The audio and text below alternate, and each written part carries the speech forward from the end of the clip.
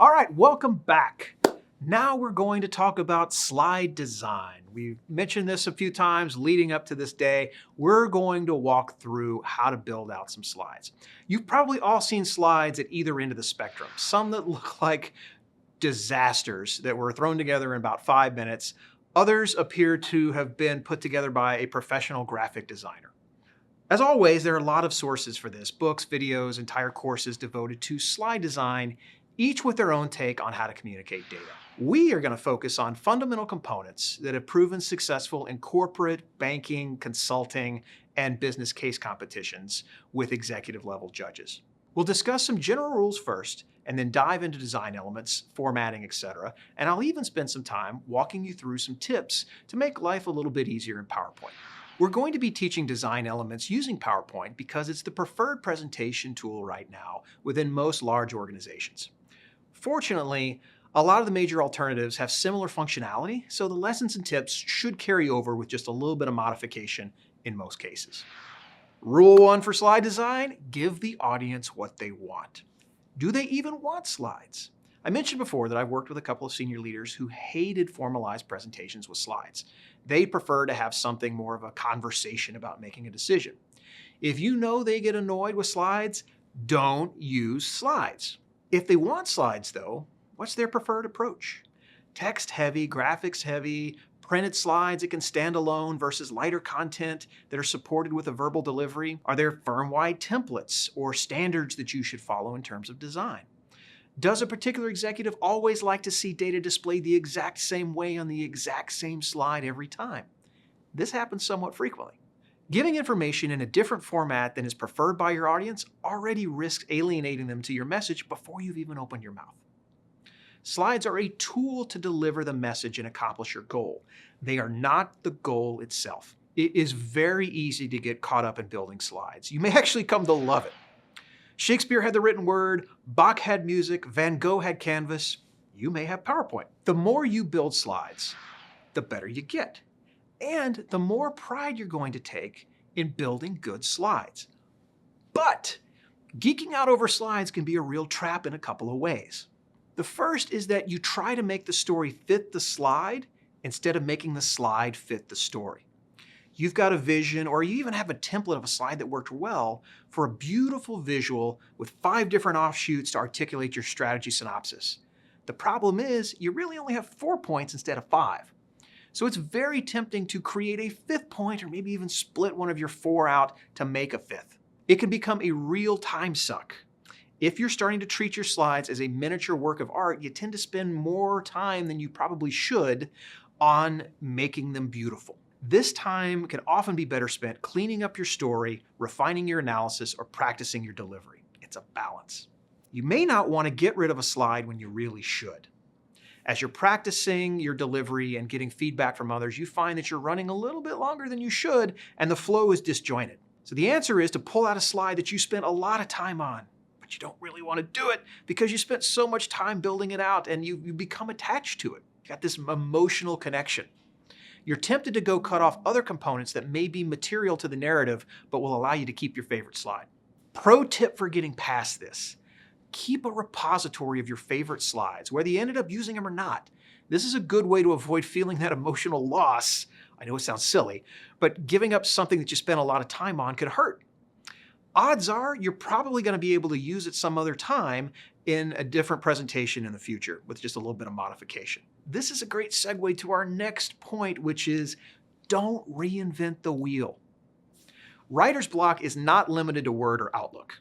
One of the worst parts about building a presentation is staring at a bright, crisp, white PowerPoint page and trying to figure out where to start. Starting from scratch every time you make a slide is also a tremendous time suck. Whether you get them from your own organization, prior presentations, publicly available catalogs, either purchased or free, using other slides as starting points will make you much more efficient and effective as a presenter. We're going to give you access to some amazing templates you can actually use, not just for this class, but for other classes, case competitions, or even in your internship or full-time roles. The key, though, is to remember that these are not just slides you can simply drag and drop. These are starting points. It is super easy to make these drag and drop, particularly when you're up against a tight deadline. But you are going to have to make modifications. Remember, we don't fit the story to the slide, we fit the slide to the story. The more slide decks you build yourself and obtain from other sources, the more tools you're going to have in your kit. Professional musicians rarely just invent their own style out of thin air. They take bits and pieces of other artists and start to meld them together into a unique work. Over time, this becomes their own style. In presentations, this is not only true for slides, but also for delivery techniques such as gestures, audience engagement tricks. Those who are typically good at playing music listen to a lot of music. Those who are good slide builders and good presenters look at a lot of other presentations. You'll get faster at deck building every time you do it, but why hamstring yourself by starting from scratch if you don't have to? The next rule is that design matters. There's several reasons why. Number one, if your deck is sloppy, I'm going to assume your analysis is sloppy. For those of you who've hired people before, think about when you're sifting through a large number of resumes trying to identify who you want to interview. You may have over 50 candidates for one position and only have time to interview 5 in the first round. That's a lot of resumes to go through, so you start looking for ways to cut the deck down from 50 to 5. You look at experience, you look at education, but you also look at formatting and delivery. If you find a resume with multiple typos, difficult to read formatting, or using 10 pages to cover just 2 years of experience, gone. Why? Because either consciously or subconsciously, you know that this document is, or at least it should be, one of the most important thing in this candidate's life. It is the tool they're using to ultimately generate their livelihood. If this candidate doesn't put in the time to make sure this most important piece of work is mistake-free or easy to read, why would you as a hiring manager ever believe that the candidate would perform well as part of your team? A resume is also a form of a business presentation. Not one we're going to cover in this class, but is effectively used as an influencing presentation to sell an organization on paying for services. If your audience sees a deck that is riddled with typos, has inconsistent formatting within a slide or throughout the deck, misaligned objects, confusing charts or tables, they can easily assume you are not a person who pays attention to details. And if you don't pay attention to details in your deck, it is not that big of an intellectual leap to assume that you don't pay attention to details when conducting your analysis and formulating your recommendation. On the flip side, if the audience sees an airtight group of slides, it's been meticulously reviewed and edited, they'll start to build an opinion that you are a detailed-oriented person and put a lot of time and energy into your work product. These differences in perception often become evident in QA, whether it happens during the presentation or at the end. A sloppy slide is like blood in the water to a shark for some executives. They'll start to ask probing questions on your analysis, checking to see if you consider particular factors and digging into your assumptions to see how thorough you've been. Now, I'm not saying that an airtight deck will eliminate all questions. Far from it. Particularly if your supporting evidence is not robust at all. They're going to figure that out. But a sloppy deck almost guarantees you are going to get questioned. Design also matters because it can enhance your message or distract from it. We spent time in the last session talking about the overall flow of the story. Think of each slide as its own chapter within that story. Each chapter has to flow well on its own and then fit well into the overall flow of the book. If the slides are built to stand on their own, they should indeed read like a good book. In case of presentations delivered in person, you have the added dynamic of the presenter delivering the narrative, so the audience has to process the sensory input from the slide and the presenter simultaneously. The reality is that this process is not really simultaneous, as they're going to have to shift their eyes back from the presenter to the slide and move it back and forth the entire time. Your slide should be designed that the information flows smoothly, making it easier for the audience to process. The amount of data on the slide, when and how that data is revealed, usually through animation, and how long it's shown on the screen, the size, the color, placement, shape and text and objects, are all factors that can enhance or erode processing. Your best tool in making information processing in an influencing presentation smooth is consistency. Remember, we are not ever trying to surprise our audience here. This isn't a suspenseful thriller with a shocking plot twist. We're trying to get them to approve our distribution center in Memphis. We'll dive into design example elements in just a little bit, but the concept of consistency means that you move within a slide and from one slide to the next in such a way that you are minimizing the amount of data that your audience has to process. Even if the deck is typo-free, bad design elements and inconsistency can erode your effectiveness. Coming back to the resume example, this is why school career centers, at least the good ones, have a standard resume template for their students.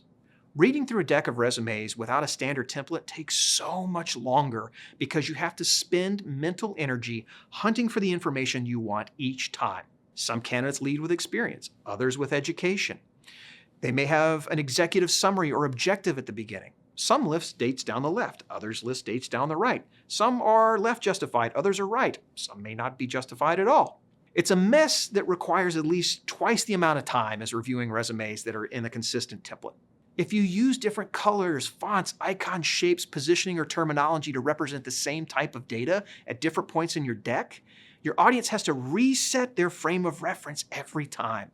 This takes brain processing power that could be used to instead listen to the presenter.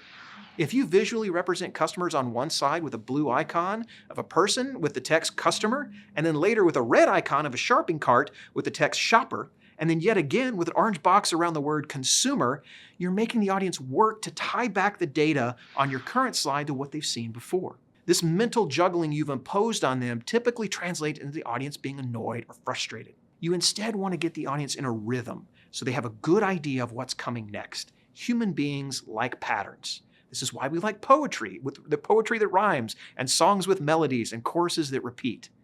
You want to create a visual melody in your slides. Every slide has a clear purpose, which drives your slide title. As we discussed with storyboarding, you have to be efficient with your time. Before you construct the actual slide, you should be able to clearly state what you want it to do for your audience. If you can't explain a slide's purpose, why do you need it? Writing down its purpose is a useful tactic for building your titles. For example, this slide shows that the cost of real estate in Memphis is materially lower than the other two options and that there are 3 sites available to purchase. Don't worry about trimming it down at first, just get it on the page. Build the slide contents, and then you come back to revisit the title to ensure it's short and punchy. For example, you could shorten that title down to Memphis Leads and Real Estate Cost and Availability. If your audience just reads the title of that slide, they'll get the message. Let's talk about footnoting and citing sources. If you are using any type of data or research to justify your points, it's best practice to cite your sources somewhere in the deck. That way, if you're challenged by someone in your audience, you can have that reference handy, leading to a lot more credibility for your point. You'll sometimes see sources linked on a bibliography slide at the end of a deck, similar to what you would find in a book. However, unless you're citing a large number of sources, it's usually more practical just to list the source on the slide.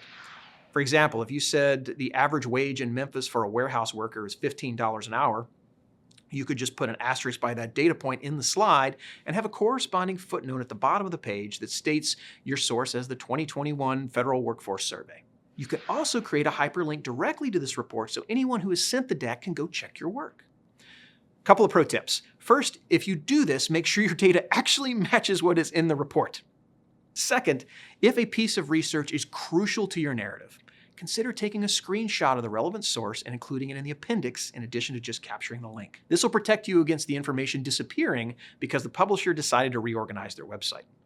If you're using organizational logos, there's a few things to keep in mind. You're likely going to be using a company or logo in part of your presentation. So first and foremost, use the right logo. I once had a case competition team compete in an event sponsored by the PGA Tour. They went out and grabbed what they thought was the most current logo and used it throughout the presentation, including in the bottom corner as one of the components of their template. During QA, one of the judges asked them about it and told them that they were using the old logo that had recently been refreshed with slight variations. If you were to compare the two, the differences were so minute that 99% of the world would not even recognize the difference. Well, the 1% of the world that did were the PGA Tour executives, and they called the team out for it. Fortunately, the team still won, but they never forgot that lesson. Best practice is to go check the company's website to ensure that you're using the latest version. This can also get you into trouble recycling old slides into a new deck. For example, A.T. Kearney just rebranded themselves recently in 2020 to Kearney. So I had to go back and go find all of the consulting-related slides that I built over the years for career-related training and update it with the new logo. Check organizational standards. Even the right logo used in the wrong way can potentially get you into hot water with the brand police from a company. Color and cropping is the most common temptation to have with a logo to fit it to your purpose. Major companies will often have brand standards on their page that contain guidelines on logo usage and even templates that you can download with color palettes. So for example, here you will see SMUs. This is what we use to have logos and fonts and color palettes so that we're giving consistent formatting whenever we're making a presentation. We'll talk to you in the next video.